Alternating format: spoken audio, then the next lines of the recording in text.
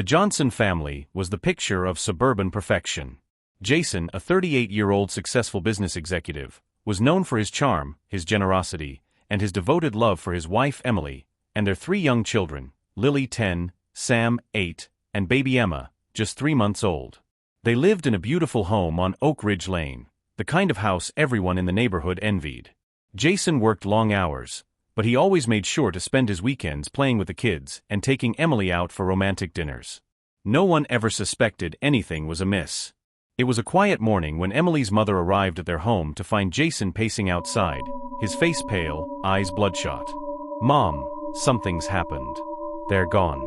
My whole family's gone," he cried, collapsing into her arms. The house was eerily silent. The front door stood wide open, a cold breeze blowing through the entrance. Inside, the scene was a nightmare. Emily was lying lifeless in the hallway, a pillow pressed tightly over her face. Their children's bodies were found in their beds, identical marks on their necks.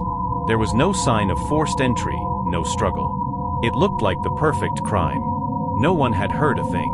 Jason's grief seemed genuine.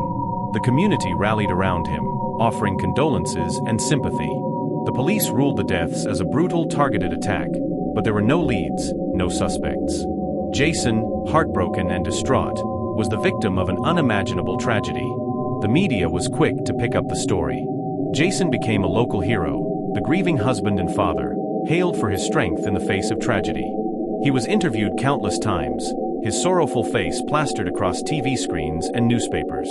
But one thing stood out to the detectives, a small detail that would later haunt them. Jason never cried. For months, Jason played the role of a broken man. He spoke at his family's funerals, broke down in front of the press, and even agreed to undergo therapy, though he always seemed to control his emotions when cameras were off. His friends and family swore they had never seen a man so tortured, so inconsolable. Behind the scenes, however, Jason was moving quickly to erase all signs of his old life. He sold the house, closed down his business, and relocated under a new name, Ryan Walker. He moved to a different state, far away from Oak Ridge Lane, and found a new job at a marketing firm. He even started dating again. He convinced himself that he needed to start fresh, to move on. But there was one small problem. Jason's past wasn't as clean as he let on. As the years passed, Jason, or rather Ryan, kept his head low. He kept a low profile, stayed quiet, and rebuilt his life. But in the shadows, his darkest secrets started to creep back into the light. The police, still haunted by the brutal murders of Emily and their children, began to dig deeper into Jason's past. They found something that turned their stomachs, a chilling discovery that would send their investigation into overdrive. Before Jason had ever met Emily, he had been married to a woman named Sarah.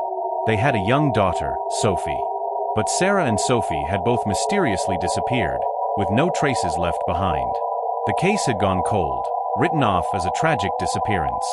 But as they dug further, they discovered something terrifying. Sarah and Sophie weren't the only victims. Jason had another wife, Karen, who had mysteriously died in a car accident, an accident that had never seemed quite right. It didn't add up. Jason's pattern of losing his wives and children was too consistent to ignore. Emily wasn't his first victim. She was just the latest. The police began to wonder, could Jason have been a cold-blooded killer, hiding behind the perfect family and the perfect facade? As the investigation gained momentum, the police finally located Jason's new identity as Ryan Walker. They went to his new home in a quiet suburban neighborhood, hoping to catch him off guard. But when they arrived, there was no one there. Ryan Walker had vanished.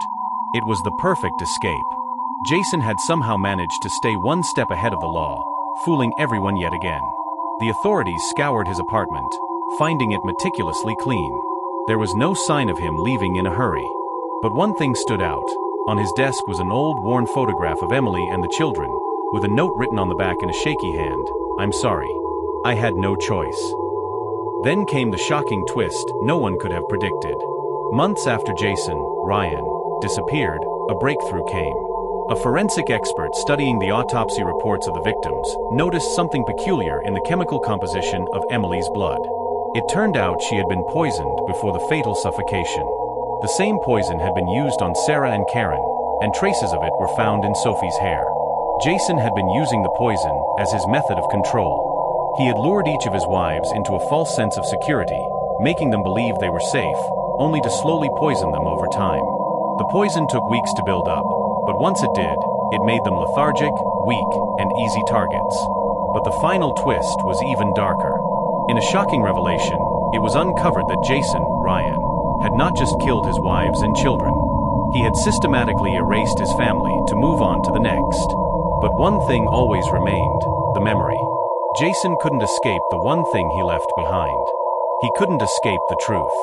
Just when it seemed like the case had gone cold, the police received an anonymous tip. It was a simple message: he's back. You can't outrun your past forever. A man was found in a small town in Wyoming, living under the name Robert Michaels. The local authorities had been alerted when he tried to enroll his children in a new school. This time, the police were ready. They tracked him down, surrounded him, and for the first time Jason, Ryan, was arrested. But what shocked everyone was Jason's reaction. As they led him into the police car, handcuffed, he smiled. It wasn't a smile of relief or even fear, it was a smile of triumph. "I did what I had to do," Jason said coldly. "I had no choice. This is what I do." And with that chilling statement, the final question remained: what made Jason do it? Was it greed? A thirst for power? Or something even darker? As the trial approached, Jason's mind became more and more erratic. He began to reveal strange details about his past, things that made the investigation team question everything they thought they knew about him. The case of Jason Wilkes, the family man turned monster, would go down in history as one of the most disturbing cases of multiple family murders in modern times. The most haunting part? No one would ever truly know what went on in Jason's mind, or what twisted need drove him to kill not once, but twice before. In the end, Jason never really disappeared, he simply changed identities. But deep down he knew, as long as he was alive, the cycle would always continue.